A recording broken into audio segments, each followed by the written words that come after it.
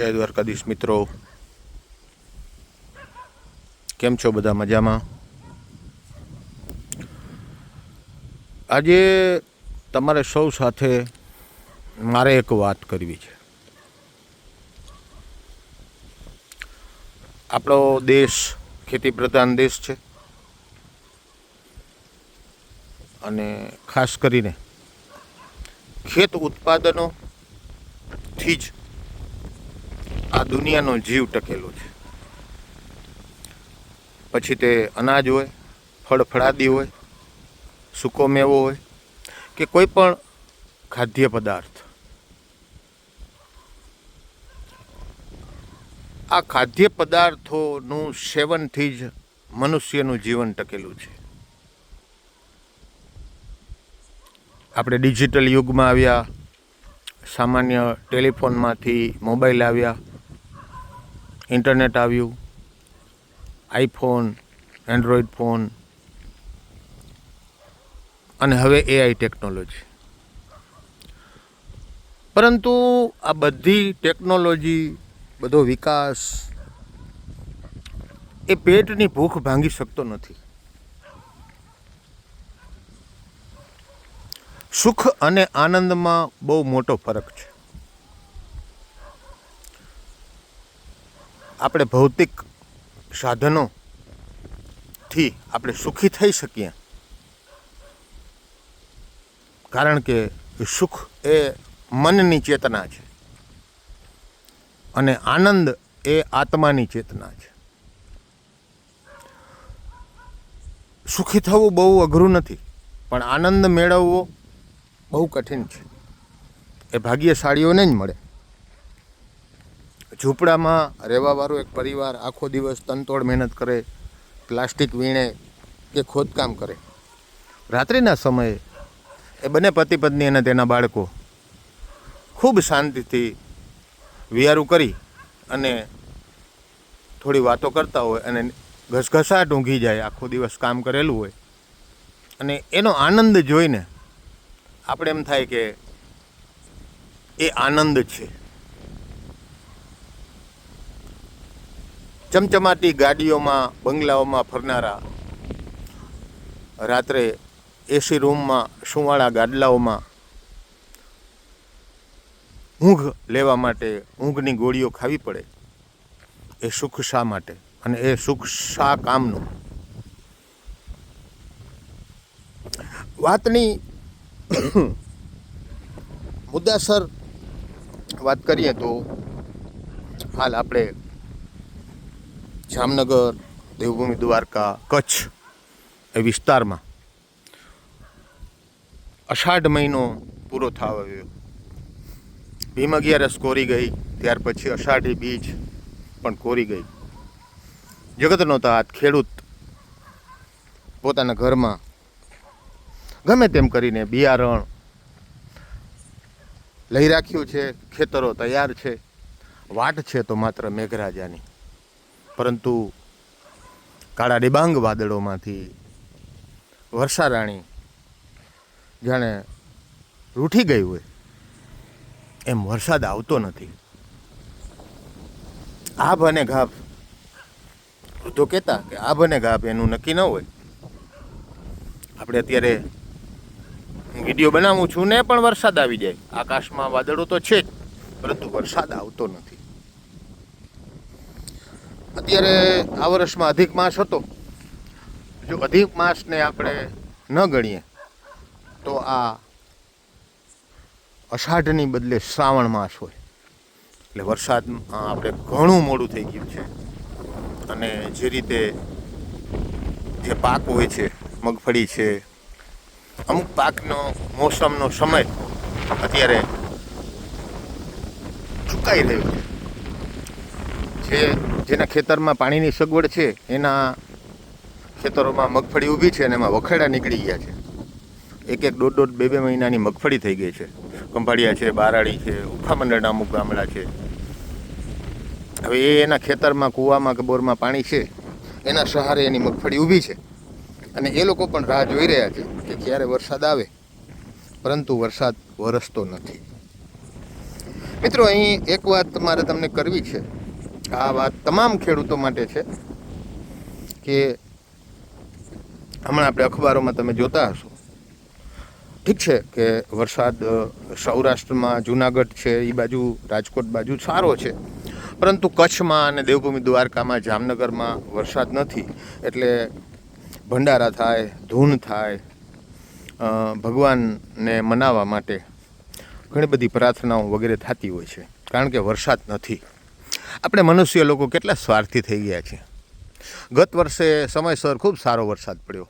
સારો એટલે એટલો પડ્યો કે બંધ નહોતો થતો, પરંતુ ત્યારે તમે ક્યાંય નહીં વાંચ્યું કે વરસાદ આવ્યો અને એ વરસાદ આવ્યો એની ખુશીમાં ફલાણી જગ્યાએ ધૂન છે, ફલાણી જગ્યાએ ભંડારો છે, ફલાણી જગ્યાએ જમણવાર છે. કારણ કે આપણે જ્યારે પાણીની તરસ લાગે છે ને ત્યારે કૂવો ખોદવા બેસીએ, એવા આપણે સૌ મનુષ્યો મોટાભાગના સ્વાર્થી વૃત્તિના થઈ ગયા છે. હવે અત્યારે જગતનો તાત ખેડૂત આકાશ સામે મીટ માંડીને બેઠો છે કે ક્યારે મેહુલીઓ વરસે અને ક્યારે મારા ઘરમાં પડેલા દાણા હું ધરતી માતાની ગોદમાં નાખું અને મારે સારો પાક થાય. આપણે અહીંયા કોઈનો વાંક કાઢવા માટે વિડીયો નથી બનાવ્યો, પરંતુ આપણે ક્યાંક ને ક્યાંક આપણી સંસ્કૃતિ, આપણી પરંપરા, આપણી જે આપણા બાપ દાદાના દાદાના એના વખતથી ચાલતી અમુક પરંપરાઓને ક્યાંક ને ક્યાંક આપણે ચૂકી ગયા છીએ. હું પોતે ખેડૂતનો દીકરો છું. નાનો હતો ત્યારે મારા પિતાજી પણ ખેતી કરતા, દાદા પણ હતા ખેતીના કામમાં.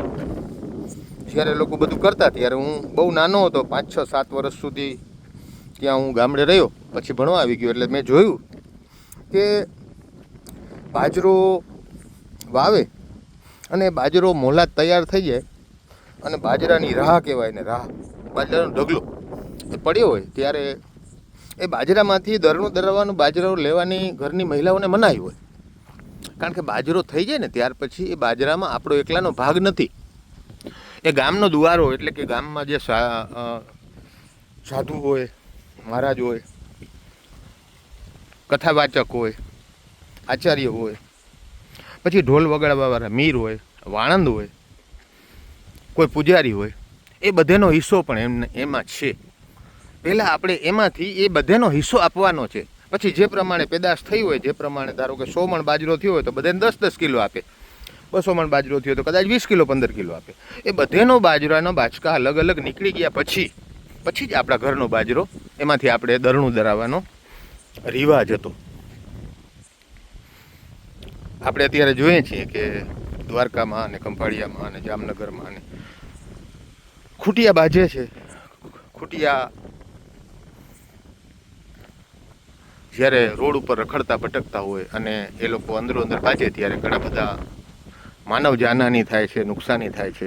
તો આવા સમાચારો 20 વર્ષ, 25, 30 વર્ષ પહેલાં નહોતા આવતા. કારણ કે સાંઢ કયો, ખૂટિયા કયો એ રોડ ઉપર હતા જ નહીં. કારણ કે ત્યારે બળદગાડાનું ચલણ હતું. સાતીમાં પણ બળદનો ઉપયોગ થતો. એ ઉપયોગ હવે ટેકનોલોજીમાં ખોવાઈ ગયો. ટ્રેક્ટરો આવી ગયા, આધુનિક ટ્રેક્ટરો, આધુનિક ખેતી, એટલે બળદની જરૂરિયાત ન રહી. હવે જે આપણે ગાયની વાત કરીએ તો ગાય માટે તો મારે આખો 5 કલાકનો વિડીયો બને. ગાયના નામે આપણા દેશમાં કેટલું થાય છે. આટલી ગૌશાળાઓ છે, આટલી ગાયના નામે ફાળા થાય છે, ગાયના નામે લોકડાયરા થાય છે. પણ ખરેખર એ બધો લાભ ગાયોને મળે છે? તમે કોઈ પણ સિટીમાં જાઓ, ઓખાથી તમે ચાલુ કરો, ઓખાથી મીઠાપુરની વચ્ચે જ્યાં કચરો નાખે છે ને ત્યાં જ ગાયું હોય છે. દ્વારકામાં તમે જાઓ એટલે ગામનો કચરો પડે ને ત્યાં જ ગાયું હોય છે.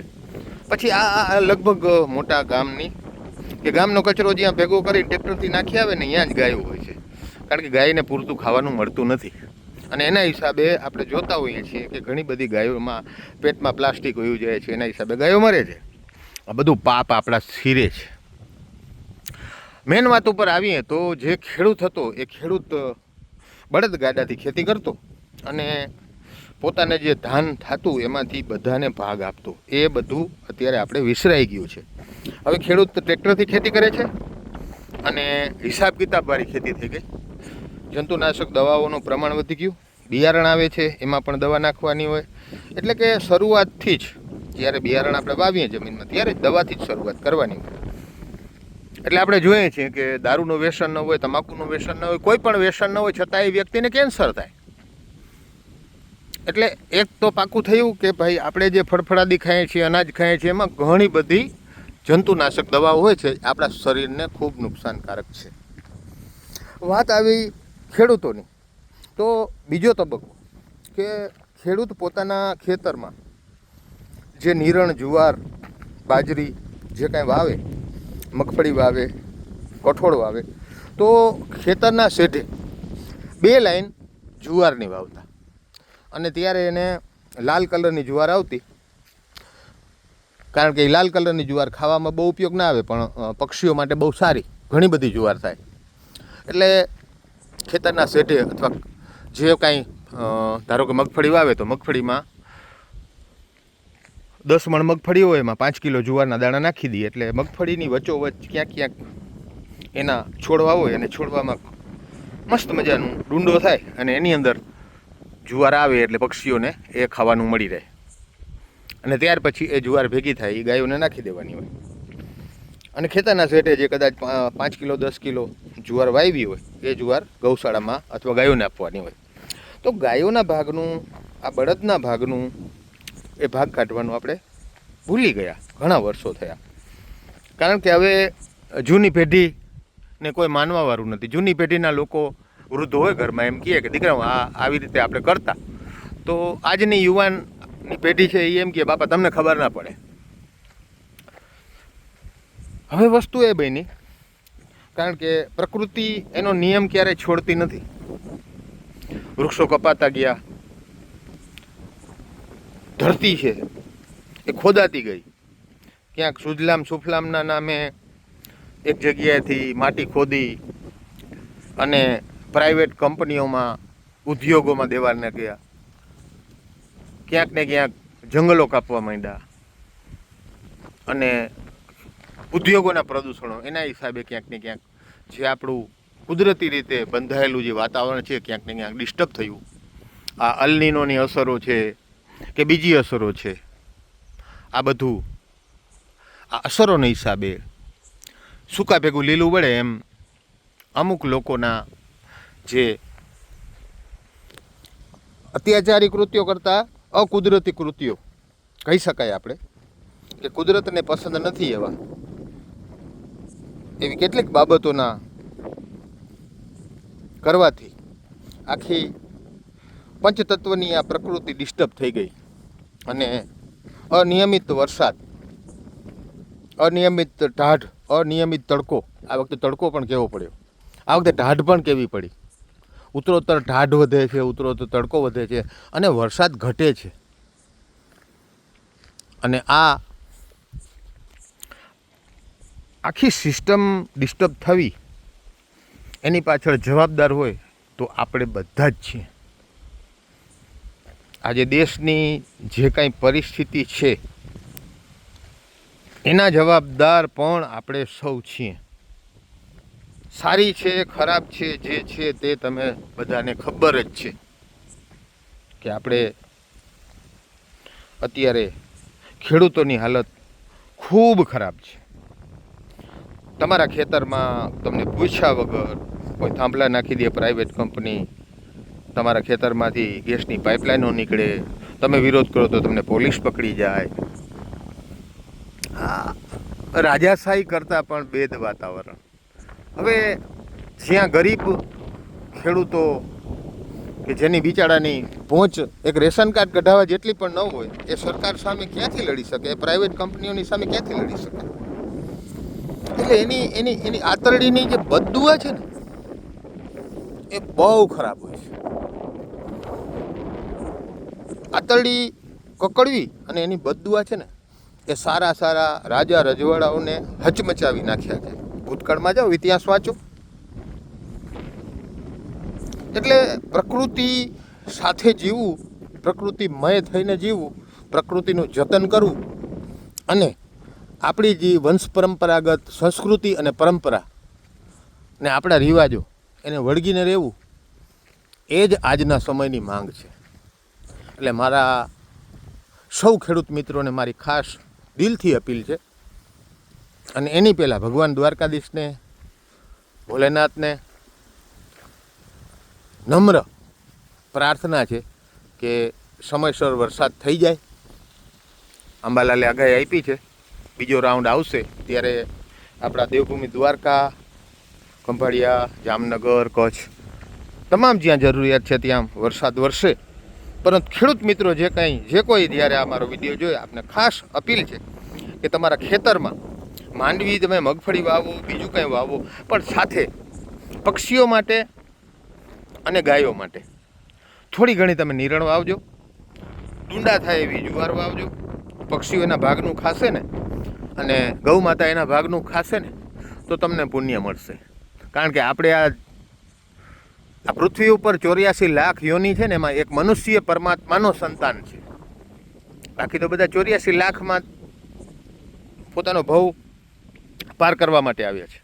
એ 84 લાખમાં જ્યારે કાંઈક અમુક કર્મ હોય ત્યારે ભગવાન પરમાત્મા આપણે એક વખત મનુષ્ય અવતાર આપે છે. એ મનુષ્ય અવતાર શા માટે આપણે આપ્યો છે એ જો આપણે ખબર પડી જાય તો આપણે કોઈ પણ જાતનું અકર્મ ન કરીએ.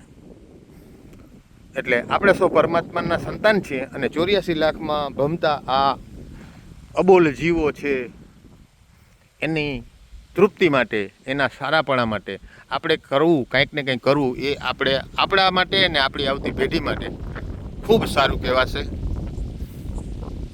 આજનો આ મારો વિડીયો કેવો લાગ્યો કોમેન્ટ બોક્સમાં તમારા પ્રતિભાવ આપજો. સૌ ખેડૂત મિત્રોને, સૌ દર્શકોને મારા જય દ્વારકાધીશ.